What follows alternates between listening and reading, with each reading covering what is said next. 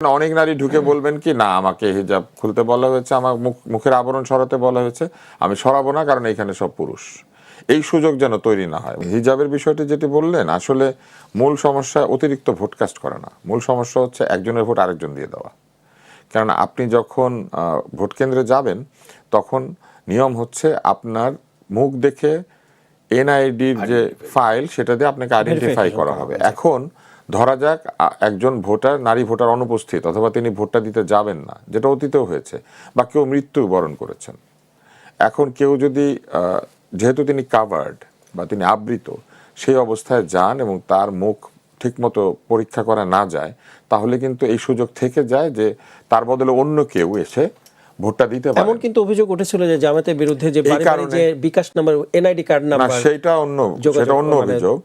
কিন্তু এইখানে হচ্ছে আইডেন্টিটি নিশ্চিত করা বা পরিচয় নিশ্চিত হওয়ার যে বিষয়টি রয়েছে ভোটের আগে, ভোটদানের সময়, সেই বিষয়টিতে অসুবিধা তৈরি হবে। এখন কিভাবে হতে পারে?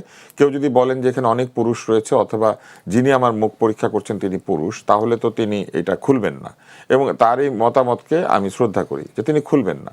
কিন্তু এইরকম ক্ষেত্রে অন্তত একাধিক, কমপক্ষে 4 জন পোলিং এজেন্ট নারী থাকতে হবে প্রত্যেক ভোট কেন্দ্রে এবং প্রতিটি পরীক্ষার জায়গায়, যাতে করে অন্তত 4 জন নারী এক হয়ে বলেন যে ওই ছবির সঙ্গে এই নারীর চেহারার মিল আছে। কেন বেশি 4 জন কেন? এই জন্য যে একজনকে কম্প্রোমাইজ করানো সম্ভব, অর্থাৎ একজনকে আপনি কিনে ফেললেন, টাকা দিলেন, 4 জনকে আসলে সম্ভব, কিন্তু অন্তত সেইখানে একজন হতে হবে যিনি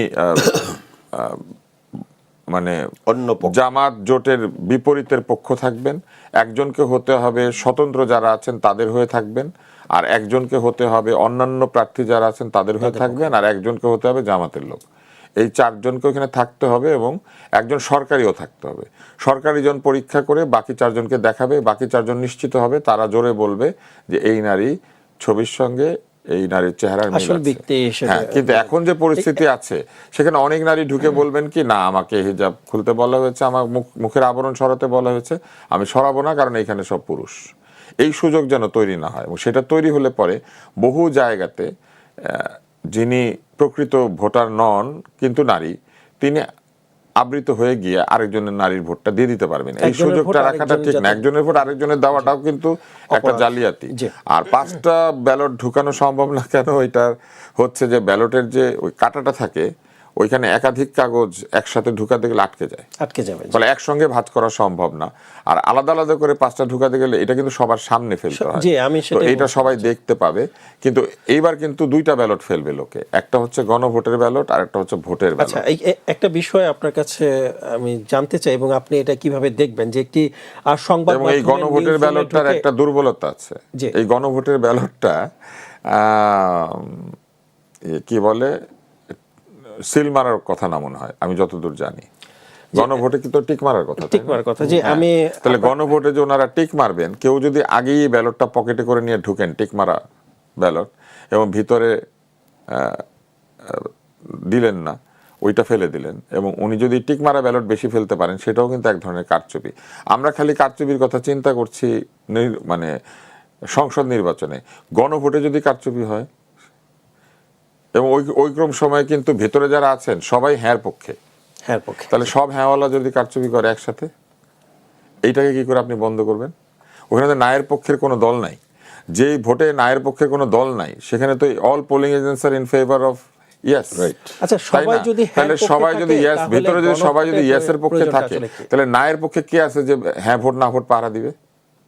কারণ সরকার নিজেই হ্যাঁ পক্ষ নিয়েছে। একটু জানতে চাই, সরকার যেখানে হ্যাঁ পক্ষ নিয়ে নেয়, সরকারেরই তো তদারক করার কথা না নায়ের রাইট? কারণ আপনি ওখানে বসে আছেন কেন? কেউ যাতে জালিয়াতি করে অনেক হ্যাঁ ভোট ঢুকিয়ে দিতে না পারে। কিন্তু ওইখানে সরকার হ্যাঁ পক্ষ, যারা ভর্তি আছে তারাও সবাই হ্যাঁ পক্ষ, তাইলে ওইখানে কি করে নিশ্চিত হবে যে হ্যাঁ পক্ষে জালিয়াতি হচ্ছে না? আচ্ছা, তাহলে গণভোটের প্রয়োজনটা আসলে কি একটু বুঝতে চাই যে সবাই যদি হ্যাঁ পক্ষে, এটা নিয়ে অনেকবার উত্তর দিয়েছি, গণভোটের আসলে কোনো দরকার ছিল না। সবাই হ্যাঁ পক্ষে, সংসদ হবে, সংসদে গিয়ে হ্যাঁ পক্ষওয়ালারা সবাই বসে জুলাই সনদকে বাস্তবায়ন করবে। তারা অলরেডি জুলাই সনদে স্বাক্ষর করেছে, এই গণভোট না হইলেও তো তারা জুলাই সনদ মেনে নিয়েছে। এবং এইখানে তো না বলা পার্টি শুধু একটা, এনসিপি। তুষার ভাই একটি তাই না? আর বিষয় বাকিরা আপনার হচ্ছে নজরে কমিউনিস্ট, আনতে চাই, একটু জানতে চাই বাকিরা আপনার হচ্ছে কাছে। কমিউনিস্ট, বাসদ এবং অন্যান্য কিছু কমিউনিস্ট দল, তারা সাইন করেন নাই, কিন্তু তারা নির্বাচনে কোনো বৃহৎ পক্ষ না। বৃহৎ পক্ষ যারা নির্বাচনে, তাদের মধ্যে আছে এনসিপি। এনসিপি তো সাইন করে নাই।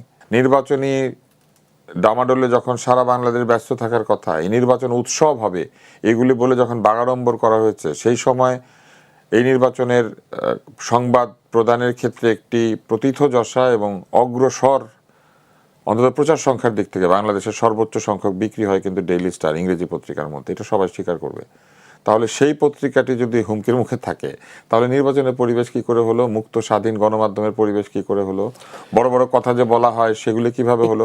আপনারা এই বক্তব্যটা প্রেস উইংকে দিতে বলেন, সেটা তো তারা দিচ্ছেন না। তারা দিচ্ছেন হচ্ছে পাসা নামে যে সংগঠনটা আছে সেই পাসার পক্ষে। তাদের পাসা পক্ষে না থেকে তাদের মাথাটা কাজে লাগানো দরকার। মানে ওটাকে তো পাশা লেখা না, হয়েছে। পাশা কেন লিখেছে আমি তো জানি না। এটা কিভাবে করেছে জানেন? অ্যাসোসিয়েশন ফর সোশ্যাল অ্যাডভান্সমেন্ট বলে একটা অত্যন্ত নাম করা একটা এনজিও আছে, ক্ষুদ্র ঋণ দেয়, তাদের বিশ্ববিদ্যালয় আছে, এবং তাদের যিনি প্রধান একসময় উপদেষ্টাও হয়েছিলেন 111 সরকারের আগে। তো তারা এটাকে আশা বলেছিলেন বাংলায়। এটা কিন্তু তারা করেছিলেন তাদের প্রপার নাউন হিসেবে, যে আশা, হোপ, এটা বোঝানোর জন্য। আশা বললে কিছু বোঝায় না, কিন্তু সেই কারণে কি আমাদের এটাকেও পাশা বলতে হবে? মানে পাশা শব্দের একাধিক অর্থ আছে। একটা হচ্ছে পাশা, সেটা হচ্ছে সম্ভ্রান্ত বংশীয় ব্যক্তি বা রাজবংশীয় ব্যক্তি, তুরস্কে পাশা। হ্যাঁ, আরেক ধরনের পাশা আছে, আমাদের এখানে খেলা হতো জুয়া খেলা, দ্যুতক্রিয়া বলে। পাশা খেলতে গিয়ে যুধিষ্ঠির তাদের 5 ভাইয়ের স্ত্রীকে বাজি ধরেছিলেন, সেটা হচ্ছে এক পাশা। আর এইটা কোন পাশা? বাংলায় তো আর কোনো পাশা নাই, তাহলে এইটাকে আমার পাশা বলতে হবে কেন? এটা তো PASA, এটা তো পাশা। তাদের কাজ হচ্ছে নির্বাচনী প্রচারণা করা। তারা তাদের ম্যানিফেস্টো ঘোষণা করেছেন, সেই ম্যানিফেস্টো জাতির সামনে বিভিন্ন গণমাধ্যম তুলে ধরেছে। এর বাইরে তাদের ভাষণ দিতে হবে কেন? তারা কি বাংলাদেশের হয়ে ভাষণ দিতে পারেন? তারা কি নির্বাচনের আগেই জাতির দণ্ডমুণ্ডের কর্তা হয়ে গিয়েছেন যে তাদের ভাষণ তারা দিবেন? এটা হচ্ছে প্রথম প্রশ্ন। দ্বিতীয় প্রশ্ন হচ্ছে, একটি জোটের 3 জন দিবেন আর আরেকটি থেকে 1 জন, এটাই বা কেন হবে? এটা কি লেভেল প্লেইং ফিল্ড হলো? আর যে জোট থেকে 3 জন 3টা আলাদা আলাদা ভাষণ দিবেন, তাদের সেই ভাষণের বিষয়বস্তু কি আলাদা আলাদা? তাহলে তারা একসাথে নির্বাচন কেন করছেন? তারা যদি সরকার গঠন করেন, তখন কি সেই সরকারের যৌথ কর্মকাণ্ড থাকবে না? তাহলে তাদের তরফ থেকে 1 জন বলবে, তাদের তরফ থেকে 3 জন এসে কি বলবে? তারা না জিতলেও কি করতেন সেটা বলবে? তারা বলবে যে তারা না জিতলেও তাদের যে ম্যানিফেস্টো সেই সব কথা বা আমাদেরকে শোনাবে? আমরা তো শুনতে চাই না। যদি আপনাদের আলাদা ম্যানিফেস্টোই থাকবে, তাহলে আলাদা নির্বাচন কেন করেন না?